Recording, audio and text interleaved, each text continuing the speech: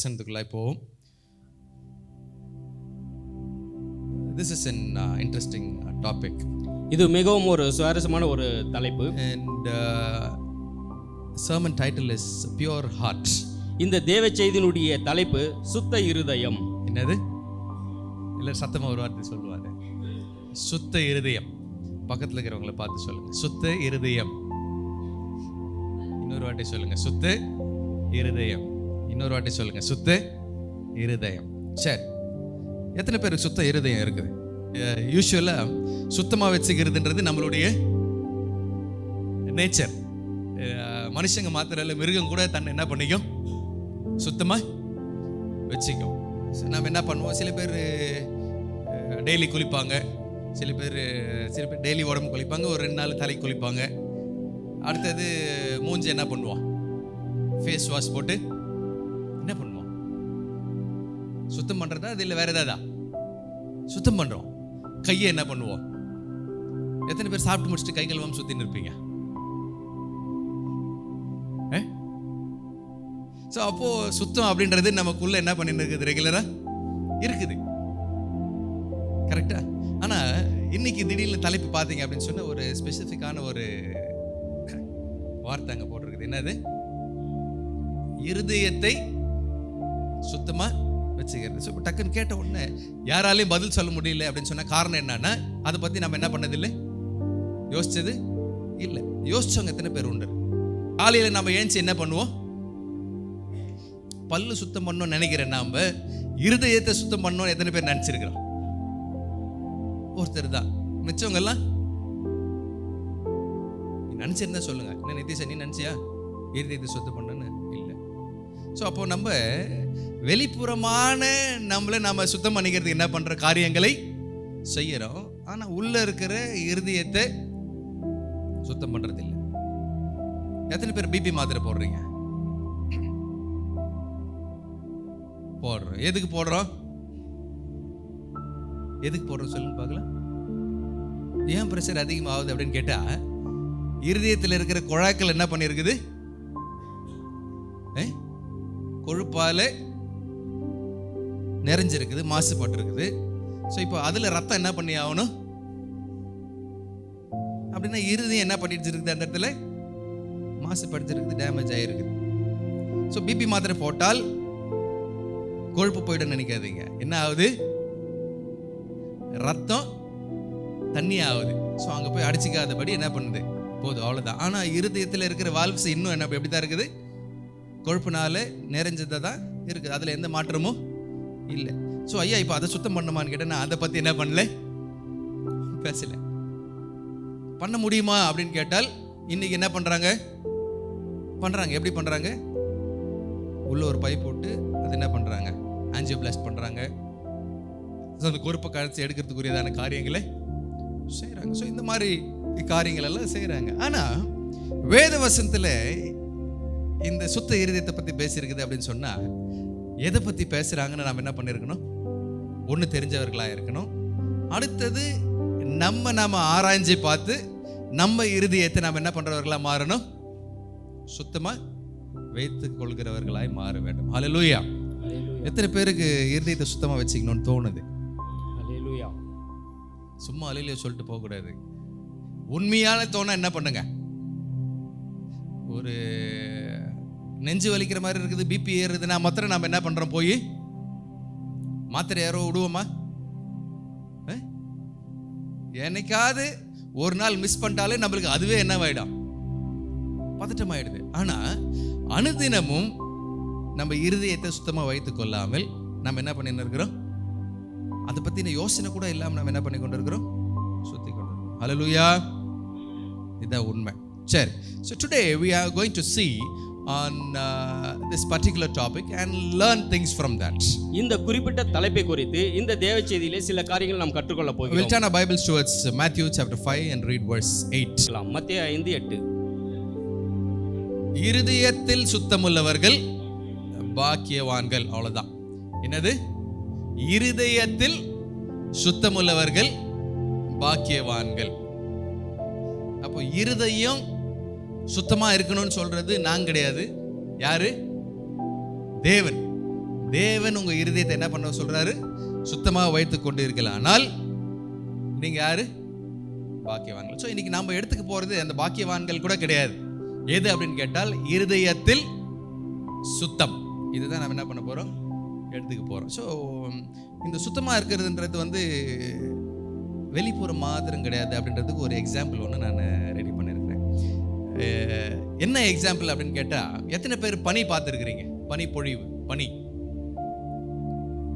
படத்துல எல்லாம் நேரில் பார்த்துருக்கிறது வாய்ப்பு இல்லை நம்ம ஊர்ல எல்லாம். ஆனால் எத்தனை பேர் பார்த்துருக்கிறீங்க? பனி பார்த்துருக்கீங்களா? சரி, ஓகே. பார்க்காதவங்களுக்கு நான் வந்து ஒரு ப்ரெசன்டேஷன் ஒன்று ரெடி பண்ணியிருக்கிறேன். ஸோ அந்த பனி பிரதேசம் எப்படி இருக்குது, பனி எப்படி இருக்குது அப்படின்னு சொல்லி நம்ம பார்க்கலாம். ஓகே. ஸோ இந்த இடம் பார்த்தீங்க அப்படின்னு சொன்னால் எப்படி இருக்குது?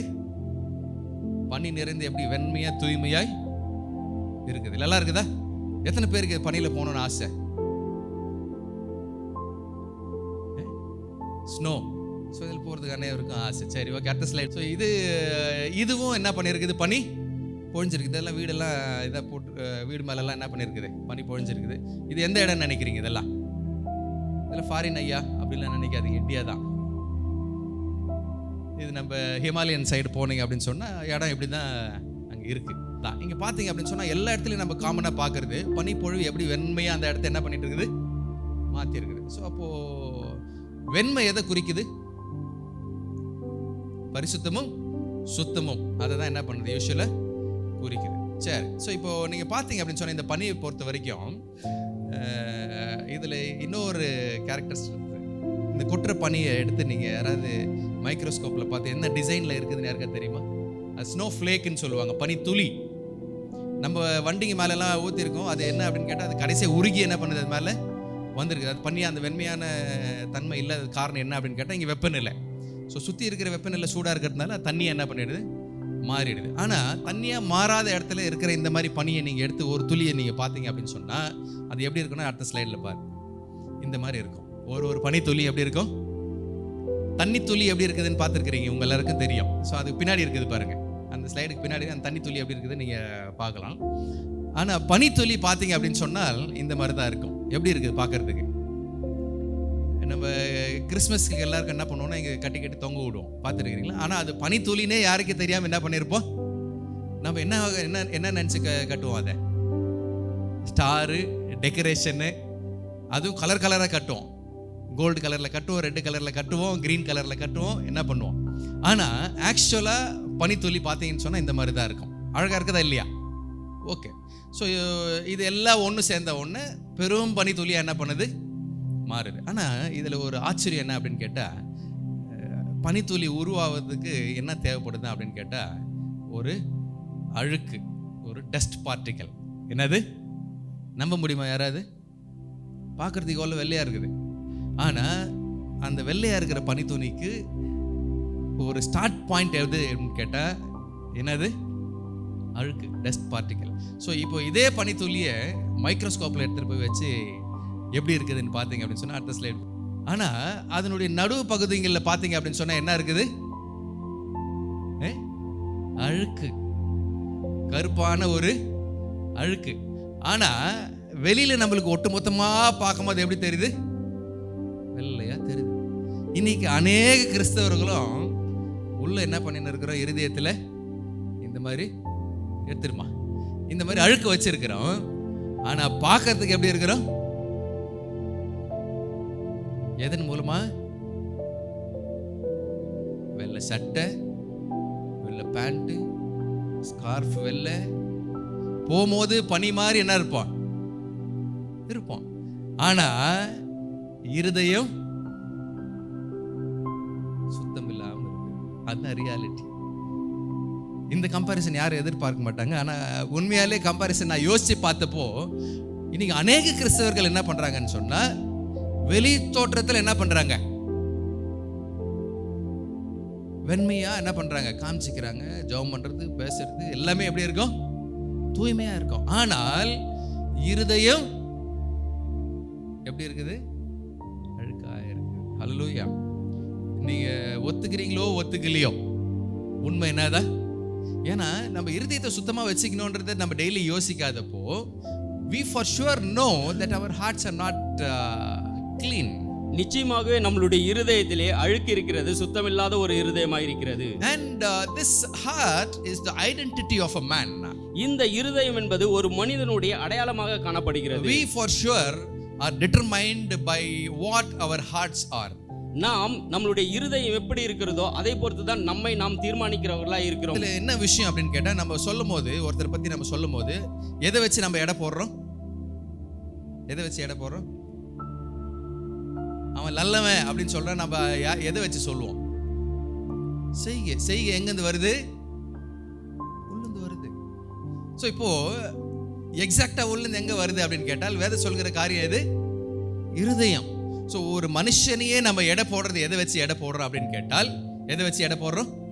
அந்த மனுஷனுடைய இருதயத்தில் இருக்கிற காரியங்களையும் சிந்தைகளையும் செயல்களையும் வச்சு தான் நம்ம என்ன பண்றோம்? எடை போடுறோம். So this is something which is we do it on a daily basis. அனுதினமும் செய்கிற ஒரு காரியமாக இது இருக்கிறது. But still we don't know.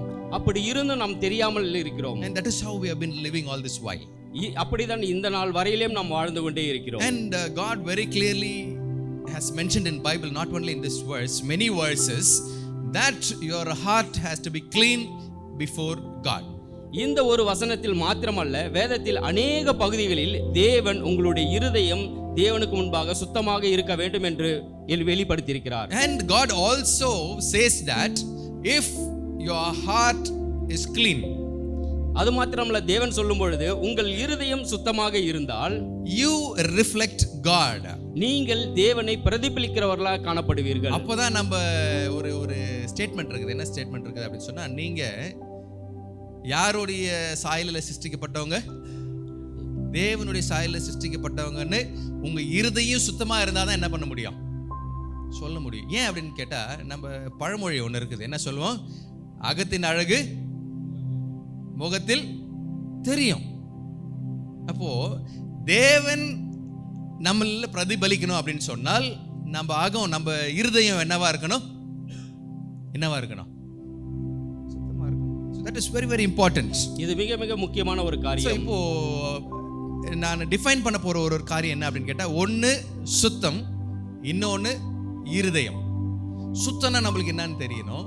அடுத்தது இருதயம்னா நம்மளுக்கு என்னன்னு பண்ணணும் தெரியணும். நாம எல்லாம் தெரிஞ்சு கொண்டு இருக்கிற இருதயம்னா என்ன சொல்லுங்க பார்க்கலாம். நம்மளுக்குள்ள இங்கே ஃபிசிக்கலாக இருக்குதே, அதை பற்றி தான் நம்மளுக்கு ஹார்ட், அதை பற்றி தான் என்ன பண்ணுவோம்? பயாலஜியில் படித்ததோ இல்லை டாக்டருங்க பேசுறதோ அதை வச்சு தான் நம்ம என்ன பண்ணுறோம்? இதுதான் இருதயம் அப்படின்னு தெரியுமே தவிர, வேத வரைமையின்படி நம்ம இருதயம் ஏதுன்னு நம்மளுக்கு என்ன பண்ணல, இன்னும் தெரியல. ஸோ அதை நம்ம தெரிஞ்சுக்கணும். அடுத்தது பியூர், சுத்தம். அந்த சுத்தம் அப்படின்றது நம்மளுக்கு என்ன பண்ணணும், என்னன்னு தெரியணும். சுத்தம்னா நம்ம என்ன நினச்சிக்குவோம்? இருதயத்தை சுத்தமாக வச்சுக்கிறதுனா எப்படி சுத்தமாகும் ஒரு இருதயம்? வீடு எடுத்துக்குவோம். வீட்டில் நம்ம வந்து பாத்திரம் கழுவணும். ஏன் கழுவுறோம்? பாத்திரம் என்ன பண்ணணும்? ஃபர்ஸ்ட் அழுக்கா இருக்கணும். சுத்தமா இருக்கிற பாத்திரத்தை யாராவது கழுவுமா?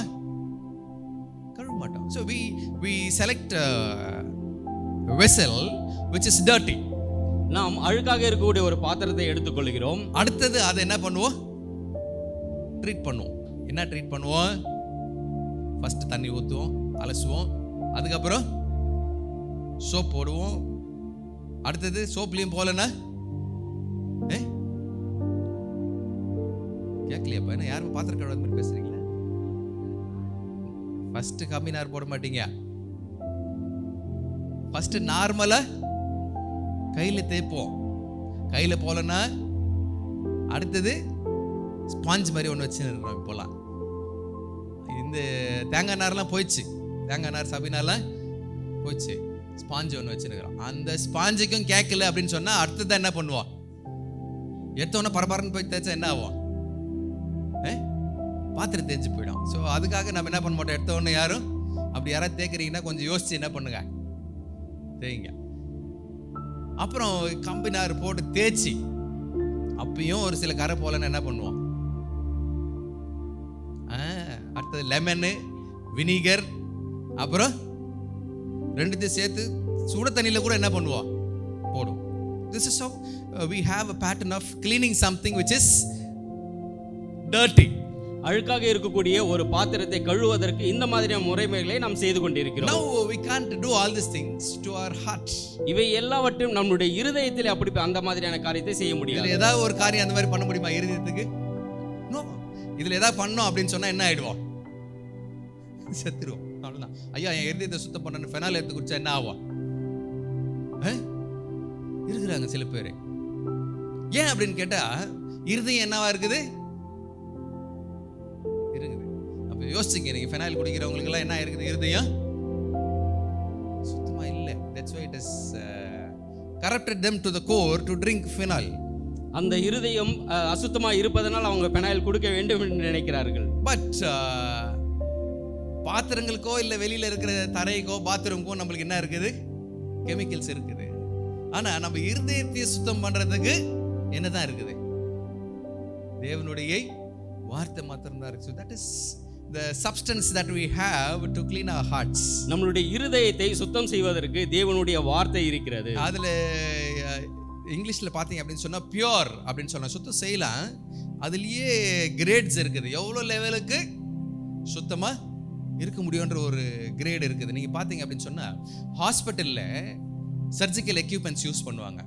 ஸோ அந்த சர்ஜிக்கல் எக்யூப்மெண்ட்ஸ் எல்லாம் நம்ம வீட்டில் கழுவுற சுத்தத்தோட 100 மடங்கு என்னவா இருக்கும்?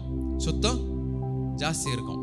அந்த ஆப்ரேஷன் தியேட்டரோ சரி, இல்லை அவங்க யூஸ் பண்ணுற சர்ஜிக்கல் எக்யூப்மெண்ட்ஸும் சரி, க்ளவுஸும் சரி, எல்லாமே 100 மடங்கு என்னவா இருக்கும்?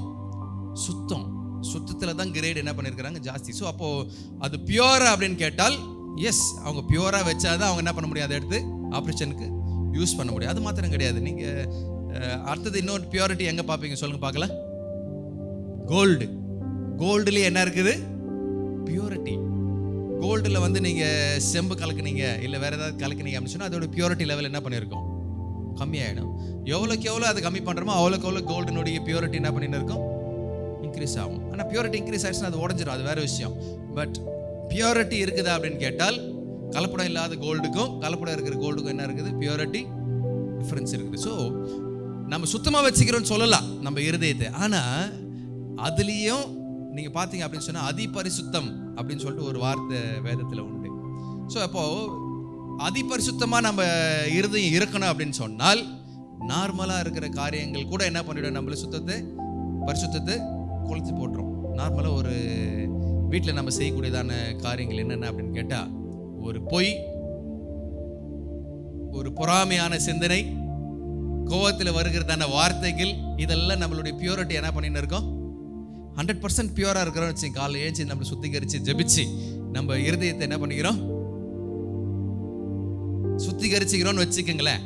அப்புறம் நாலு போக போக போக போக போக பார்த்தீங்க அப்படின்னு சொன்னால் அந்த சுத்தம் என்ன பண்ணிடும்? நம்ம எவ்வளோக்கு எவ்வளோ முழிச்சுன்னு இருக்கிறோமோ அவ்வளோக்கு எவ்வளோ என்ன பண்ணின்னு இருக்கோம்? பியூரிட்டி கம்மியாகும். That's how the human mind works. இப்படிதான் மனிதனுடைய சிந்தை செயல்பாடுகள் இருக்கிறது. But according to Bible, வேதத்தின் பிரகாரம் நாம் பார்க்கும் பொழுது we have to keep our hearts clean and pure all the time. நம்மளுடைய இருதயம் எப்பொழுதும் எந்த நிலையிலும் சுத்தமாக இருக்க வேண்டும். இதுக்கு வசனங்கள் இருக்குது. யோவான் 15:3 வாசிங்களேன். நான் உங்களுக்கு சொன்ன உபதேசத்தினாலே நீங்கள் இப்பொழுது சுத்தமாக இருக்கிறீர்கள். என்ன உபதேசம்? ஆண்டவருடைய வார்த்தை. ஆண்டவர் சொன்னதான வார்த்தையினால நீங்க இப்போ எப்படி இருக்கிறீங்களா? ஆண்டவருடைய வார்த்தை நம்ம பேசுறத கேட்ட பிறகு நம்ம எப்படி மாறிடுறோம்? சுத்தமாக மாறிடுறோம். இது யார் சொல்றா அப்படின்னு கேட்டால் ஆண்டவராக இயேசு கிறிஸ்து தான் அங்கே என்ன பண்றாரு? சொல்லி கொண்டு இருக்கிறார். ஸோ அப்போ அவருடைய வார்த்தையை நம்ம கேட்க கேட்க கேட்க நம்ம எப்படி மாறுறோம்? சுத்தமாக மாறுறோம். இன்னொரு வசனத்தை எடுத்து வாசிப்போம். சங்கீதம் 78:72. இவன் அவர்களை தன் இருதயத்தின் உண்மையின்படியே மேய்த்து தன் கைகளின் திறமையினால் அவர்களை நடத்தினான். இப்போ எது கொண்டு மேய்த்தாரா? இருதயத்தின் உண்மையின்படியே. எத்தனை பேர் இந்த மாதிரி சொல்ல முடியும்? இருதயத்தின் உண்மையின்படியே என் வாழ்க்கையை நான் என்ன பண்றேன்? நடத்துறேன். எத்தனை பேர் சொல்ல முடியும்? என்ன எப்படி ஒரு மாதிரி உதர்க்கமா இருக்குது கேட்டு எத்தனை பேர் உண்மையா இருக்கிறோம்? அவ்வளவுதான். ஒரு யோசனை சொல்லுவாங்க. என்ன சொல்லுவாங்க அப்படின்னு கேட்டா, குடும்பத்துக்கும் உண்மையா இல்லை,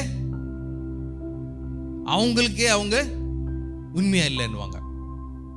யோசிச்சு பாருங்க, வெளியில நம்ம உண்மையா இல்லாத ஒரு காரியம். ஆனா சில பேர் இன்னைக்கு நம்மளை நாமே ஒரு பொய் சொல்லி நம்ம என்ன பண்ணிக்குவோம், ஏமாத்திக்குவோம். இது அநேக காரியங்கள் நடக்குது. நம்ம எங்க நடக்குது அப்படின்னு கேட்டா, இந்த மாதிரி காரியங்கள் எங்க நடக்குது கேட்டா, நம்ம சிந்தனை. நம்ம யாரு? உலக அழகி ஐஸ்வர்யராய். நம்மள நாமே, நான் இந்த மாதிரி ட்ரெஸ் போட்டா எப்படி இருப்பேன்? அழகா இருப்பேன். என் பாடி கட்டா வந்து ஒரு 6 பேக்ஸ் வச்சுக்கினா எப்படி இருப்பேன்?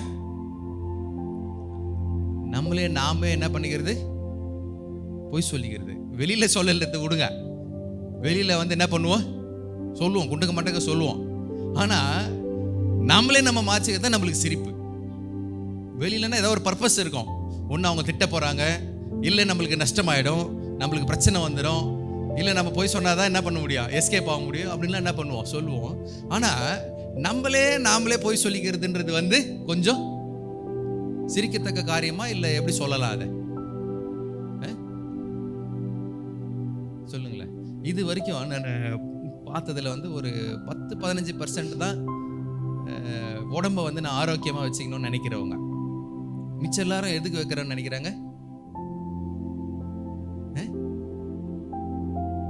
நான் அழகாயிடுவேன். என்னது? போய் காலைல ஏஞ்சி ஜிம்ல கரக்காம பண்றது, அப்புறம் ஜும்பா டான்ஸ். என்னதான் இடுப்பு இப்படி சுத்தினாலும் தொப்ப என்ன பண்ண மாட்டேங்குது. ஆனா எதுக்காக அதை செய்யறோம் அப்படின்னு கேட்டால், எதுக்காக? Not because of health. இது ஒரு சரீரத்தினுடைய ஆரோக்கியத்திற்காக அல்ல, அழகா ஆக்கிக்கிறதுக்காக நம்ம என்ன பண்றோம்? ஒண்ணு, நம்ம கண்ணாடி முன்னாடி போய் நின்னா நாம எப்படி தரணும் நம்மளுக்கு. அடுத்தது, மற்றவங்க நம்மளை பார்க்கும்போது நம்மளுக்கு என்ன பண்ணணும்? எதை வச்சு ஏமாத்திக்கிறோம் அப்படின்னு கேட்டா, நம்மளோட சிந்தனை வச்சு நம்மள என்ன பண்ணிக்கிறோம்? அதுக்கு நான் அழகா இல்லாம இருங்கன்னு நான் சொல்ல வரல. ஆனா சிந்தனை எப்படி கரெக்ட் ஆகுது அப்படின்னு கேட்டால், இப்படிதான் என்ன பண்ணுது?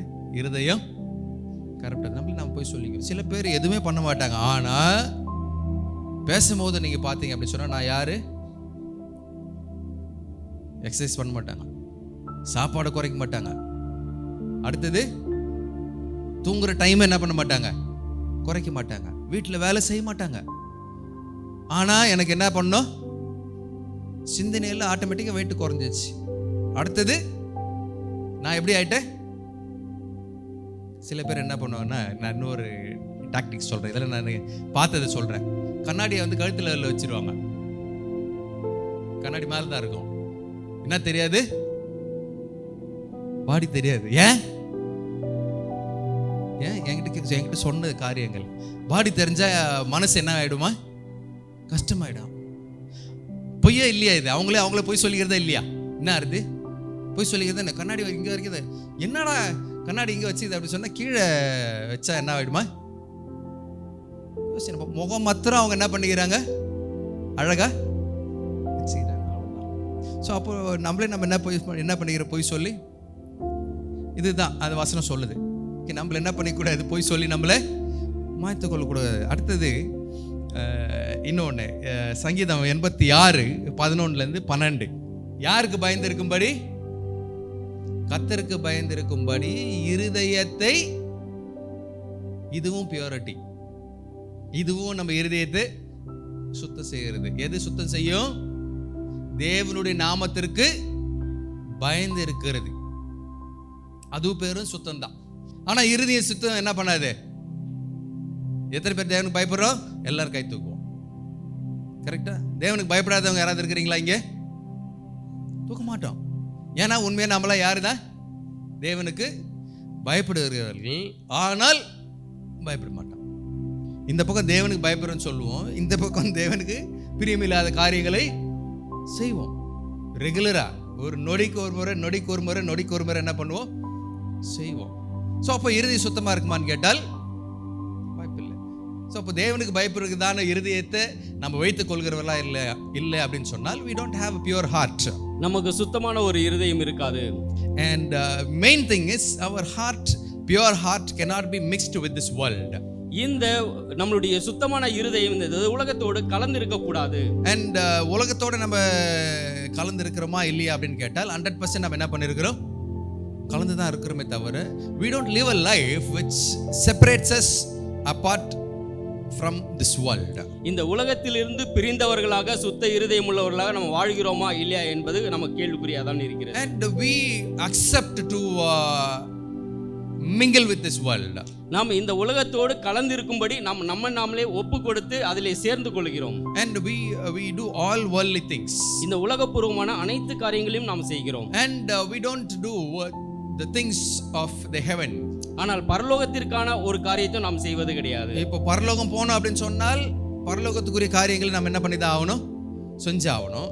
ஆனா நம்மளுடைய வாழ்க்கை முறை எப்படி இருக்குது அப்படின்னு கேட்டால் பரலோகத்துக்கு போனோம், ஆனா நம்ம செய்யறதுல என்னது, உலகத்தின் முறைமைகள். எங்கிருந்து வருது அது, போக வேண்டியது எங்க, பரலோகம். செய்யறதெல்லாம் உலகம். எத்தனை பேர் செய்யறோம்? நிறைய ப்ரொசீஜர் வச்சிருப்போம், எங்கிருந்து கத்துக்கிறோன்னே நம்மளுக்கே தெரியாது. ரூல்ஸ் அண்ட் ரெகுலேஷன்ஸ்லாம் நிறைய என்ன பண்ணுவோம், போடுவோம். ஆனா நம்மளுக்கு அது பரலோகத்தின் முரண்மையா இல்லை உலகத்தின் முரண்மையான்னு கேட்டால் உலகத்தின் முரண்மைன்னு நம்மளுக்கு நல்லாவே தெரியும். ஆனால் அப்பயும் என்ன பண்ணுவோம், செய்வோம். அதை தான் செய்வோம். நிறைய காரியங்கள் உங்களுக்கு தெரியும், நான் எக்ஸ்பிளைன் பண்ண வேண்டிய அவசியம் இல்லை. நம்ம சிந்தனைகள் 100% எதை கொண்டு ஆப்ரேட் ஆகுது அப்படின்னு கேட்டால் உலகத்தின் முரண்மையை கொண்டு தான் என்ன பண்ணுது, ஒர்க் ஆகுது. ஏன் அப்படின்னு கேட்டால் உலகத்தில் நம்ம கத்துக்கிற காரியங்கள் தான் நிறையவே தவிர வேதத்திலேருந்து நம்ம கத்துக்கிற காரியங்கள் ரொம்ப ரொம்ப கம்மி. எத்தனை பேர் அந்த வசனத்துல எல்லாம் நீங்க படிச்சு பார்த்தீங்க, எப்படி இந்த மனுஷன் இதை எழுதியிருக்க முடியும் அப்படின்னு யாராவது யோசிச்சு பார்த்தது உண்டா? இல்லை, அந்த வசனத்தில் எழுதியிருக்கிற ஒரு காரியங்களை நீங்க பார்த்தீங்க அப்படின்னு சொன்னால் உலகத்தின் காரியங்களை கற்றுக் கொடுக்குதா இல்லை நித்தியத்தின் காரியங்களை கற்றுக் கொடுக்குதா?